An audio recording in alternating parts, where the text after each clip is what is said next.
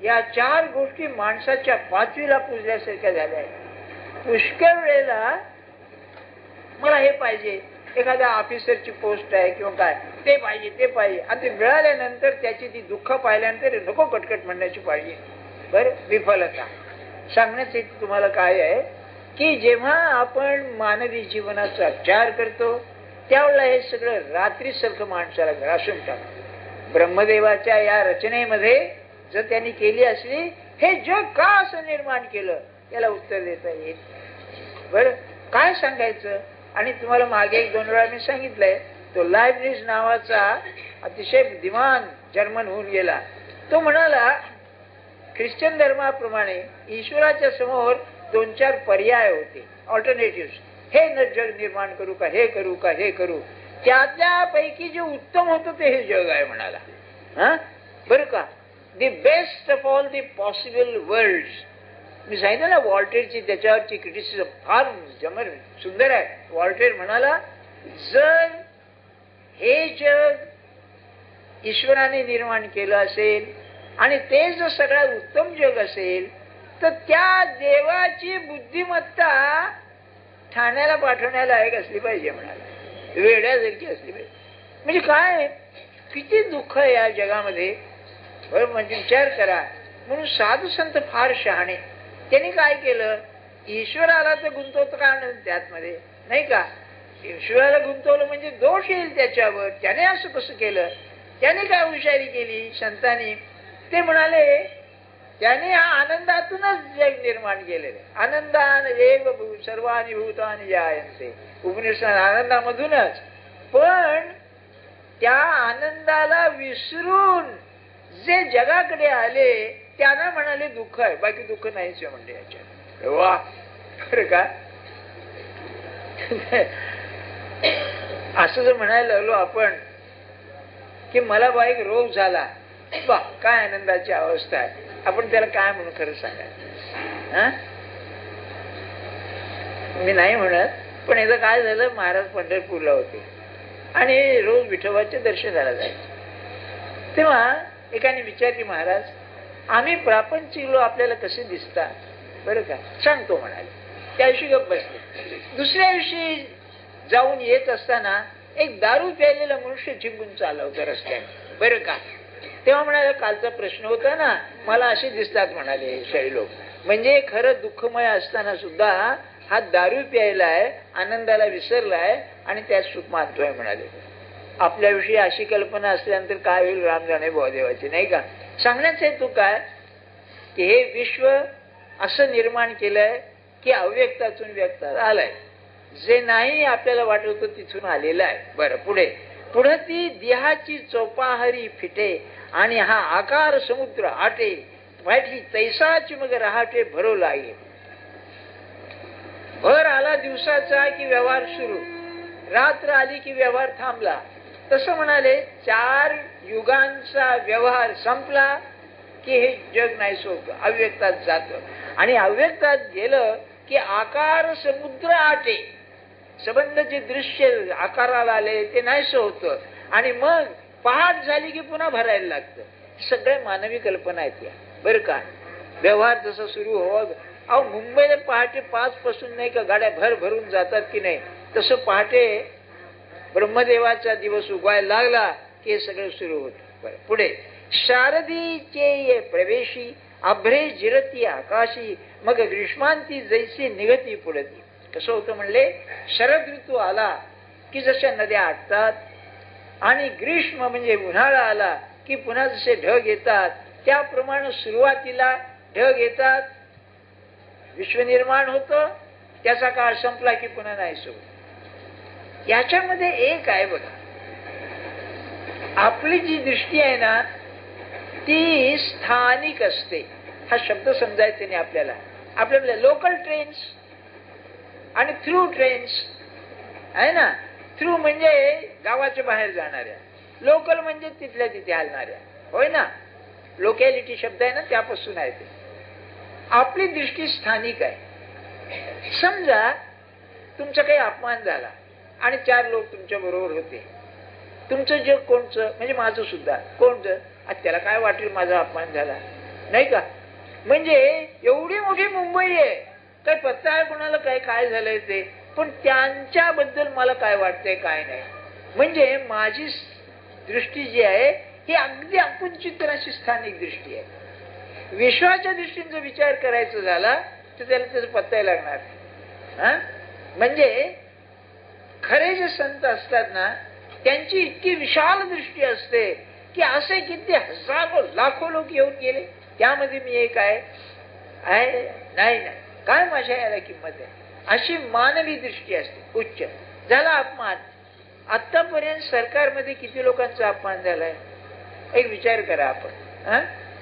जर असं असेल तर विशाल दृष्टीने पाहिलं तर त्याचं काही वाटणारच नाही आपल्याला.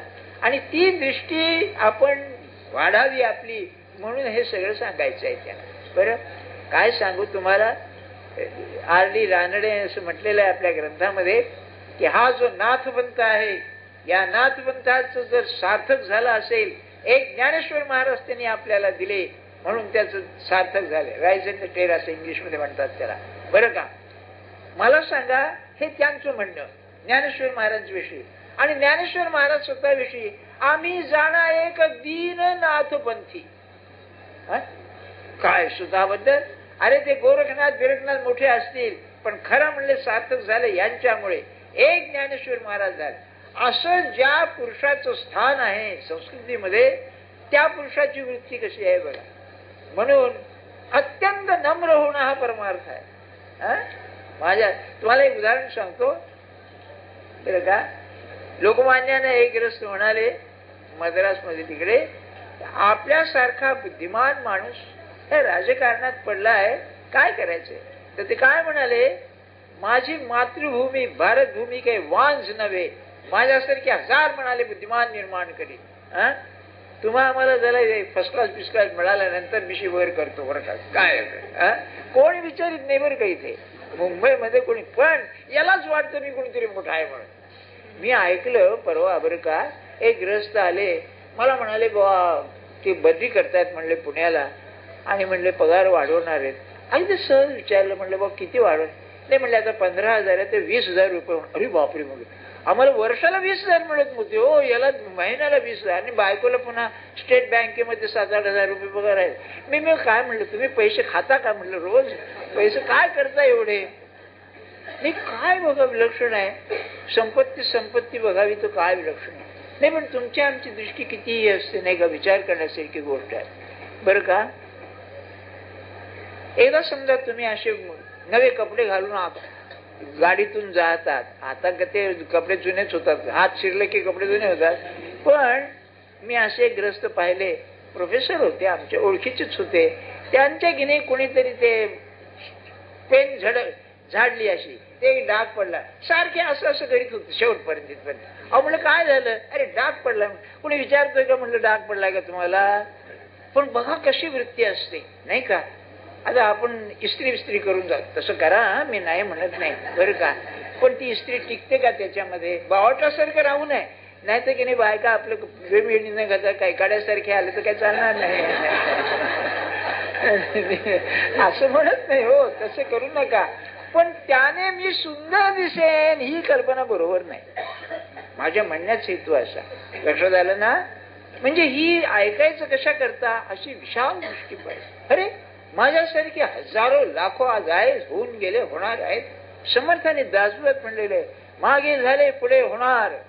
जे धर्म कार्य करणारे मोठे मोठे लोक समर्थ दासवत स्पष्ट म्हणलेले आहे, त्यांना जाणीव असते. आणि हेच त्यांच्या संतपणाचं मोठेपण आहे बघा, की त्यांना असं वाटतं आपण कोण आहोत. मी ज्ञानेश्वर महाराज म्हणलेले आहे, समर्थांचा श्लोक आहे, तुझे मारुती सारिखे दास देवा. अरे माझी काय किंमत आहे त्यामध्ये, आणि हे मारुतीचे अवतार असून म्हणजे एवढं सामर्थ्य असून.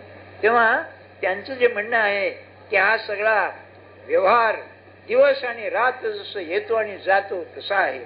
तैसे ब्रह्मदिनाची आधी हे भूतसृष्टींची मांदी म्हणजे समुदाय मिळे जव सहस्रावधी निमित्त पुरे. बरं का. मग पाठी रात्रीचा अवसर होय, दिवसा सगळं हे निर्माण होतं. किती एकदा आपल्याला मी सांगितलं ना, एक जिओग्राफिकल मॅगझिन म्हणून आहे, जिओग्राफिकल मॅगझिन म्हणून. त्यामध्ये दर अंकामध्ये मला वाटतं 3 महिन्याचं आहे महिन्याचं आहे. त्याच्यामध्ये दर इश्यू मध्ये एक जगातले अज्ञात असे राहणारे लोक आहेत, त्यांचे फोटो असतात नाही का. एक अज्ञात अगदी जंगलामध्ये कुठे असे राहणारे लोक असतात. अहो त्यात एकदा आफ्रिकेमध्ये नदीवरून वाहत येणारी जी माती असते ते खाऊन राहणारे लोक आहेत आफ्रिकेमध्ये. निवृ लोक काय असेल मला सांगा. नाही ते पाहिल्यावर असं वाटलं आपण काय आहोत जगामध्ये. माणसं जगतायत ना इतक्या तऱ्हेची माणसं, त्याच्यामध्ये बघा काय आहे आपण कसले काय नाही. म्हणून दिवस आणि रात्र हे या विश्वाच्या दृष्टीने पाहू लागल्यानंतर आपली काय किंमत आहे असं माणसाला वाटलं पाहिजे. हे ऐकण्याचा हेतू तो आहे. आपण कोण, आपलं सौंदर्य काय, आपली श्रीमंती काय, आपली विद्या काय, काय असेल मला सांगा. काहीच नाही. म्हणून पाठी रात्रीचा अवसर होये आणि विश्व अव्यक्ती लया जाये, तोही युगसहस्र मोठका पाहे तैसेच रचे. मग हजारो वर्ष गेली की पुन्हा तशी रचना व्हायला. हे सांगावया काय उपपत्ती. अरे सगळं कशा करता सांगतोय. जे जगाचा प्रलय आणि संभूती ये ब्रह्मभुवनीची होती अहोरात्र आहे. तुला हे सांगायचं कारण असं, उपपत्ती म्हणजे वर्णन करण्याचं कारण असं आहे की या विश्वामध्ये असा उत्पत्ती आणि लय याचा व्यवहार सारखा चाललेला आहे. किती माणसं रोज मरत असतील, किती माणसं येत असतील, त्यात गुणी किती अगुणी किती, नाना तऱ्हेचे काय असेल म्हणजे आपल्याला कल्पना केली तर कल्पना धावणार नाही इतकं ते आहे. मग कैसे थोरियेचे माने पहाये, तो सृष्टीबीजाचा साठोपा परी पुनरावृत्तीची या मापा शीघ झाला. आणि मग ज्ञानेश्वर महाराज म्हणतात की हा सगळा व्यवहार पाहिल्यानंतर आता या विश्व निर्माण होण्याची शीघ भरली म्हणजे टोक झालं जणू काय असं वाटायला लागतं. मग येरवी त्रैलोक्य हे धनुर्धरा, ते गावींचा हा पसारा, तो हा दिनोदयी एक सरा मांडितो असे. दिनोदय झाल्यानंतर हा सगळा व्यवहार मांडतात. पाठी रात्रीचा समयो पावे आणि आपैसची साठवे, म्हणजे जेथीचे ते स्वभावे साम्य असे. हे सांगायचं आहे पुढे. त्यांना साम्य शब्द वापरलाय.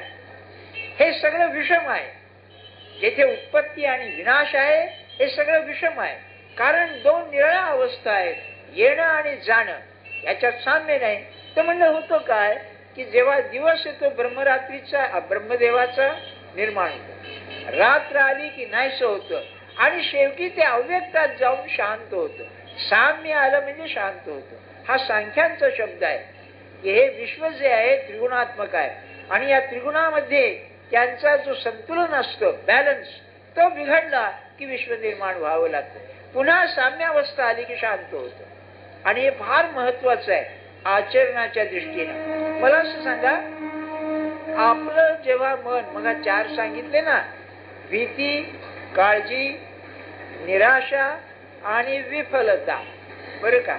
इंग्लिश मध्ये फिअर, अँझायटी, केअर नव्हे, हे सगळे रोग आहेत बरं मनाचे. फिअर कॉम्प्लेक्स, अँझायटी, न्यूरोसिस, हे सगळे मनाचे रोग आहेत बरं का. तेव्हा हे जे रोग आहेत 4, याने काय होतं मला सांगा. मनाची संतुलन बिघडतं, मनाची स्वस्थता बिघडते. म्हणजे जर मन साम्यावस्थेत आलं हे गेलं. काय सांगू तुम्हाला, भीती वाटताच कामाची नाही. भीती दाबणं निराळं. म्हणून 16व्या अध्यायामध्ये दैवी संपत्तीचं लक्षण सांगताना अभयम असं सांगितलेलं आहे. पहिला गुण अभयम, सत्व संशुद्धी. अभय आणि निर्भय यात फरक आहे.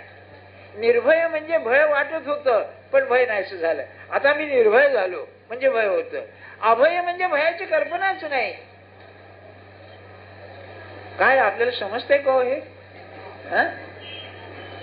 एक उदाहरण सांगतो. नेल्सन होता ना, नेल्सन, ब्रिटिश कमांडर, बरं का, दर्यावर्दी, ते आहे ना, England expects every man to do his duty. नेपोलियनच्या वेळेला त्याने आपल्या लोकांना सांगितले की या वेळेला तुमचं कर्तव्य आहे. तो लहान होता, 8 वर्षाचा. तो आपल्या आजीकडे गेला, ती खेडेगावाकडे राहायची. आणि एक दिवशी सकाळी तो हे पक्ष्यांची घरटी जमवा भिवून जंगलात गेला. बराच उशीर झाला. तेव्हा म्हातारीने 2 नौकर पाठवले त्याला आणायला. ते गेले त्याला आणला परत 12 वाजल्यावर. आणि एवढंच म्हणाले, अरे तुला भय नाही का वाटलं? व्हॉट इज फिअर म्हणाला. भीती म्हणजे काय? कादंबरी आहे का ही? हा, भीती म्हणजे काय? काय माणूस आहे बरं. ते महाराजांचं सांगितलं ना की माझ्या कुंडलीत म्हणले काळजीचे योग नाही एकंदरीत म्हणाले. हा, काय माणसं असतात ही. देवाने आपल्याला वर द्यावं किंवा काही असं नाही का? काय पण ते येईल, बरोबर येईल, पण केव्हा येईल? त्याला घट्ट धरला तर येईल. कारण द्वितीयाद वै भयं भवती. माझ्याहून निराळं काहीतरी सत्ता आहे म्हटल्यानंतर भय येईल.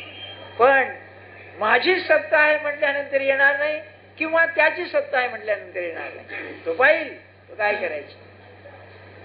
मी अगदी तुम्हाला सांगतो, माणसं भेटली मला.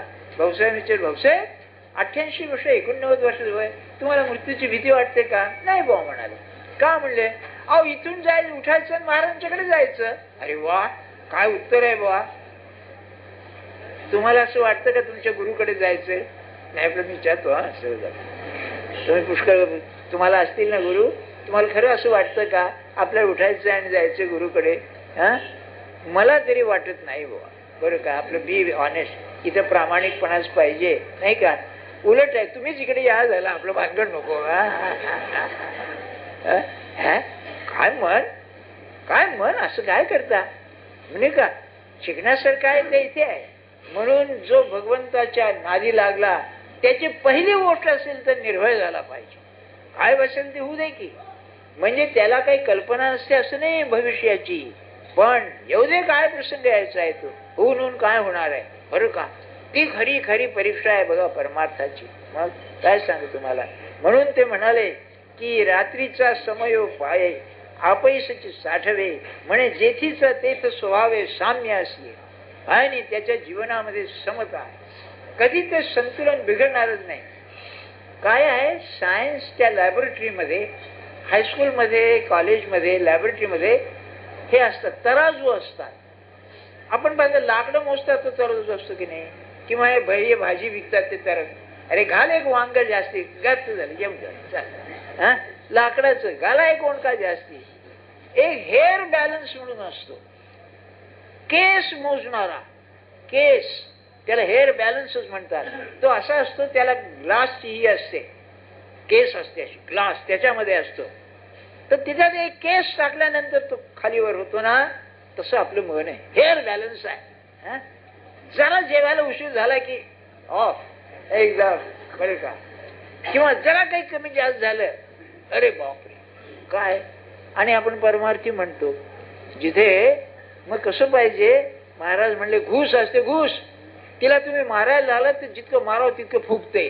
तसं म्हणाले संकट यायला येऊ दे की फुगलं पाहिजे. अरे बापरे, हा काय हो, हा परमार्थ करा. आणि हे संताजवळ असतं. होऊन काय होणार आहे, हा, असं ज्याची तयारी झाली ना तो खरा. असा भगवंताला प्रिय होणारच, यात काय शंका आहे का.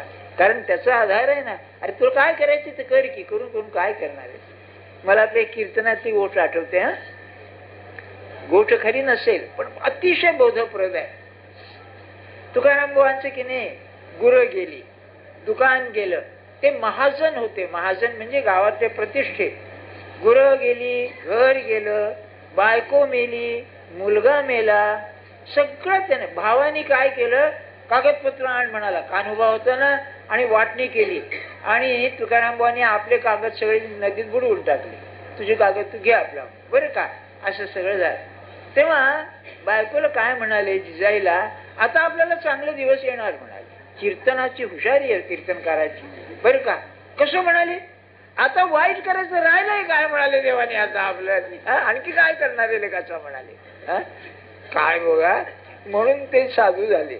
तसं मनाने झालं पाहिजे, बाहेर करू नका. तसं मनाने तसं झालं पाहिजे. म्हणून काय व्हायचं, आपली काळजी म्हणजे काय, अरे मुलगा शिकला नाही भाऊ, काय करावं, हा काय करणारे वेळेच आहे. आणि गंमत काय होते बघा, प्रारब्धाचा खेळ असा आहे, बाप मेल्यानंतर त्याचं चांगलं चालायला लागतं बघा. एक उदाहरण सांगतो हा, पाहिलेलं. एक गृहस्थ म्हणजे कुटुंब होतं, ते गोंधळच नेहमी यायचं. 10-15 वर्षाची मागची गोष्ट आहे. मुलं आपला बापाला हे होतं, नवऱ्याला दमा होता, फार खर्च व्हायचा, पोरं शिकत नव्हते, काय सगळंच विचित्र होतं बघा. आणि ते 1 वर्षी आली, तू खुशीच दिसली बाई. आता म्हणलं काय? तेव्हा बाई म्हणाली, अहो काय सांगायचं म्हणले, ते गेले आणि परिस्थिती सुधारली म्हणले. झाला असं झालं तरी हरकत नाही, नाही का? तर तो जिवंत असतानाच अशी परिस्थिती सुधारली पाहिजे. हा ठीक आहे, असू द्या, नाही का? तुला आणखी काय वाईट करून काय करणार आहेस तू? आपलं नंगेची खुदा बी डरता आहे, लक्षात ठेवा आपण. असं जो झाला ना, तो देव म्हणते याला त्रास देऊन उपयोग काय जा, तू चांगलं काय, नाही का? देवालाही असं वाटलं पाहिजे की कुठे कुठे त्याच्या नादी लागा म्हणून, नाही का? त्या म्हणीचा अर्थ असा आहे की त्याला आणखी तुम्ही, म्हणजे असं आहे.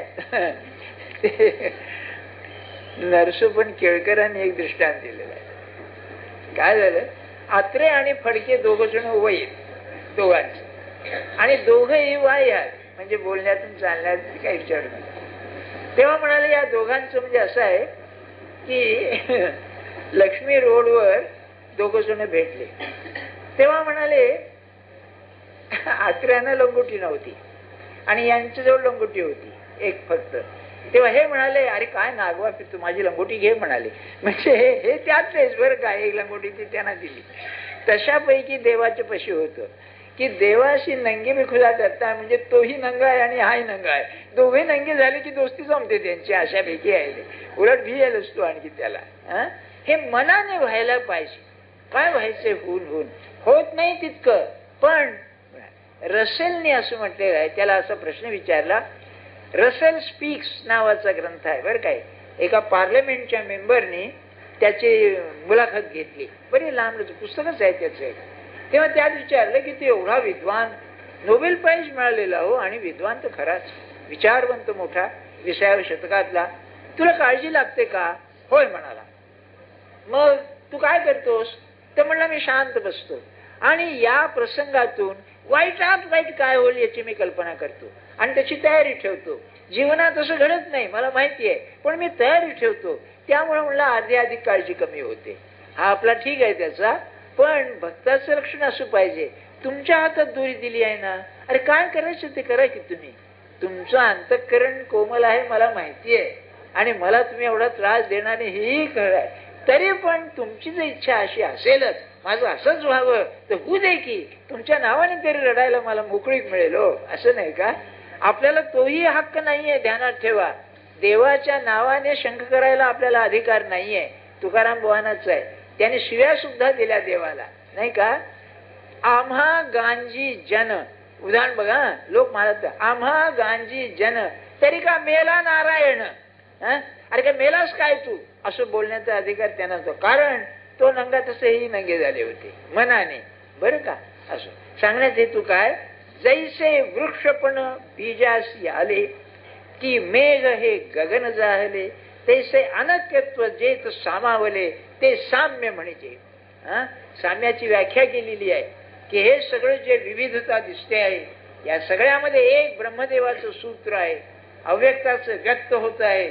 हे एकदा ध्यानात आल्यानंतर मग त्याला दुःखाचं कारणच नाही, मनाची समता आल्याशिवाय राहणार नाही. मग तेथ समविषम न दिसे काही, म्हणून भूते ही भाष नाही, जेवी दूधची जाहली या दही नामरूप जाय.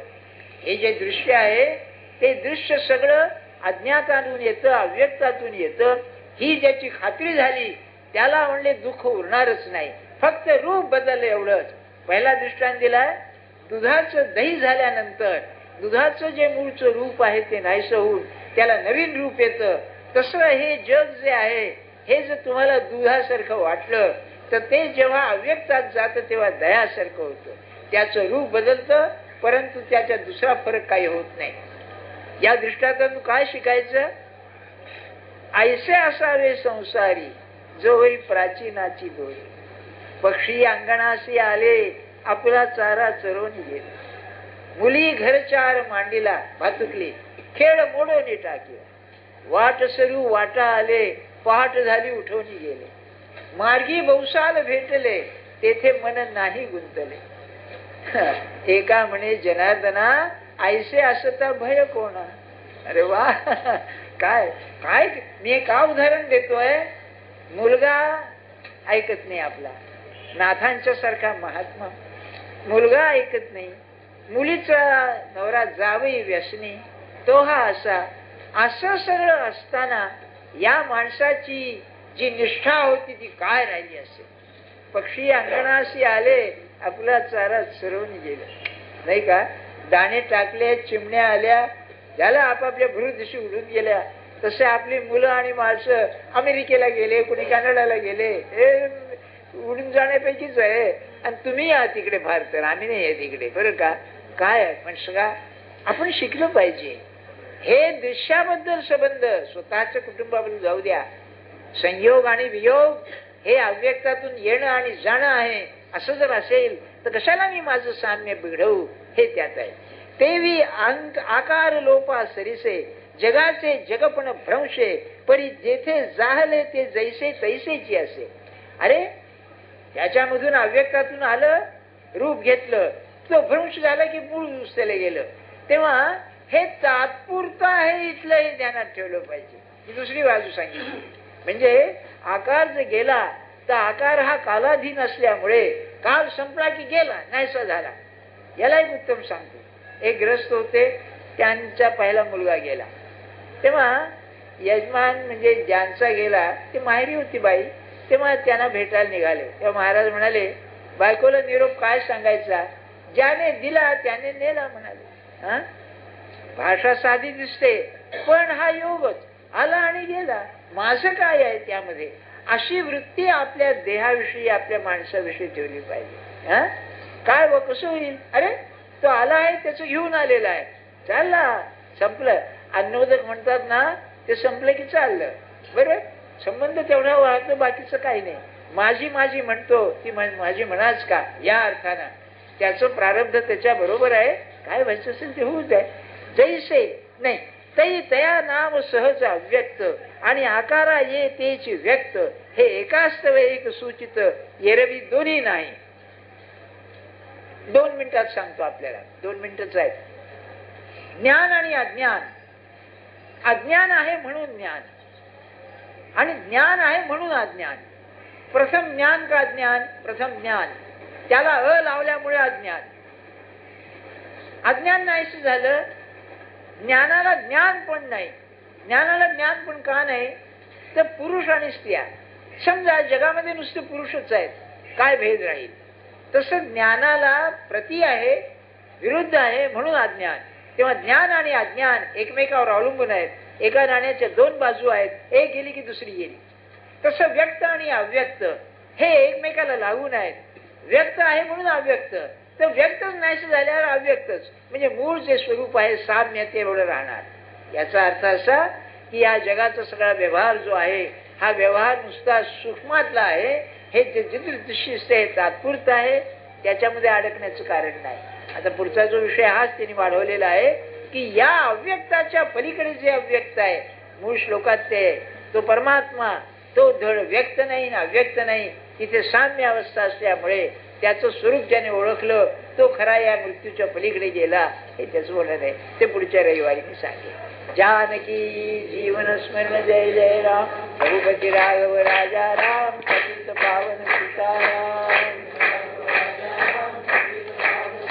राम रघुपती राघव राजा राम. पतित पावन सीताराम. राम रघुपती राघव राजा राम. पतित पावन